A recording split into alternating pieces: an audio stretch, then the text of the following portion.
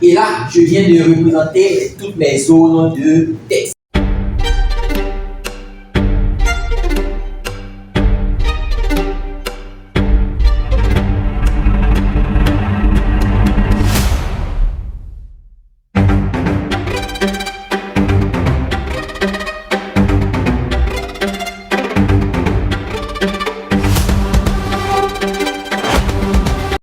Donc pour le moment, les zones de texte maintenant sont ordonnées. Ça peut aller. Donc ce sont ces noms maintenant qu'on doit utiliser. Je rappelle que tous les noms qui ont été mis là, effectivement, doivent être respectés lorsque vous serez en train de faire une utilisation. Pourquoi? Je suppose que j'ai écrit ces numéros ici. Et je suis en train de programmer le bouton arrivé, j'utilise par exemple LBL numéro. Un autre côté, j'utilise LB numéro. Vous êtes sûr que les deux boutons vont marcher? Non, parce qu'effectivement, ça n'a rien à voir avec ce monsieur qui est ici. Donc, il n'y a aucune concordance. C'est pour cela que le nom qui est là, effectivement, si on a mis des lettres majuscules, vous respectez avec les lettres majuscules. Si on a mis avec des lettres minuscules, vous respectez avec les lettres minuscules, ça y est. De la manière dont vous avez décidé dès le départ ici, c'est comme ça que vous devez utiliser jusqu'à la fin. Je rappelle aussi que c'est la même chose pour tout ce que vous allez voir, quel que soit le nom qui sera ici, quelle que soit la disposition, si les cibles de en bas, les cibles de au milieu, ainsi de suite. C'est la même chose. Ne vous inquiétez pas, paniquez pas. C'est la même chose. Ça peut aller? Super. Ensuite, donc, première des choses, c'est la zone de texte. Ensuite, on va passer maintenant à la deuxième étape qui ne sont rien d'autre que les éléments qui viennent après. Ça veut dire quoi? Après la zone de texte, quels sont les éléments qu'on voit par la suite? Ce ne sont rien d'autre que nos boutons. Ça va? Ce sont les boutons qui sont les éléments visibles. Donc, puisque ces boutons, on doit préparer leur action, effectivement, on doit aussi les nommer. On doit les nommer. C'est ce qu'on va donner des noms aussi à nos boutons. Parce que, en fait, cette partie qui est la première partie, c'est la partie où on nomme nos éléments. Donc, on va venir ici. On va mettre petit 2, les boutons. Les boutons. Ça va? Et là, on va nommer nos boutons. Donc, on a combien de boutons? On a 3.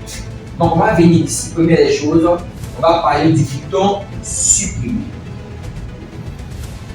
Et pardon, le bouton annuler, s'il vous plaît, je me suis trompé. Le bouton annuler égale.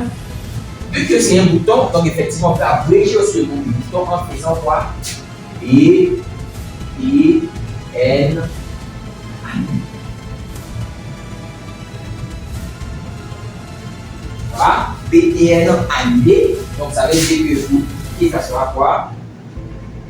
Je pense que si vous avez bien compris, vous avez déjà commencé à répondre à ma place, sinon ça fait BTN quitté.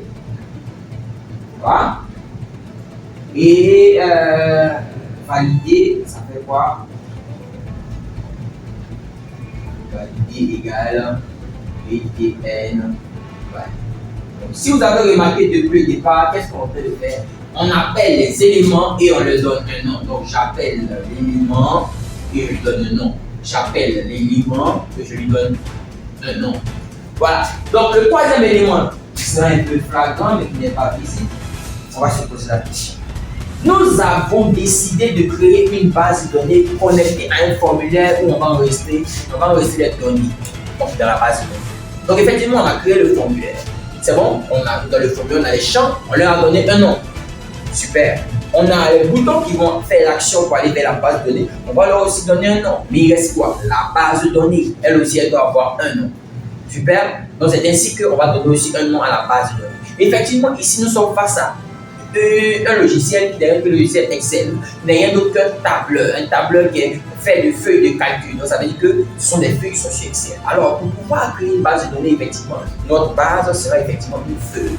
Donc, une feuille sur laquelle on va sélectionner une partie qui sera la base de données. Donc, effectivement, chaque feuille peut représenter une base de données. Donc, ici, pour pouvoir représenter la base, on doit donner la feuille concernée. C'est bon? Si vous rentrez sur Excel, vous allez voir un peu juste en bas, on voit feuille 1, feuille 2, feuille 3. Et effectivement, il veut nous parler en fait des différentes feuilles qui sont sur Excel. Donc ici, on va dire la base de données pour nous sera soit la feuille 1, soit la feuille 2, soit la feuille 3. Donc ici, nous, on va dire c'est la feuille 1. Donc, on vient ici. Base. Donc, si vous voulez, on met base de données. Ou si vous voulez, on met feuille. Feuille. 1, 1, 2 points. On va appeler une base de données comment? On va pas être habitué avec une base de données. Donc, vous voyez un peu la différence. Au lieu de mettre base de données là, je vais mettre B, B, B. Ça va? Super. Alors, on va continuer maintenant après cette partie par le vif du sujet. Et c'est quoi le vif du sujet? C'est la programmation. La programmation, ça veut dire effectivement qu'on va programmer maintenant nos boutons. Mais avant de commencer à programmer nos boutons, on a un bouton qui n'est pas visible ici. Et c'est lequel? C'est le bouton principal. Vous allez voir que cette feuille, c'est un formulaire.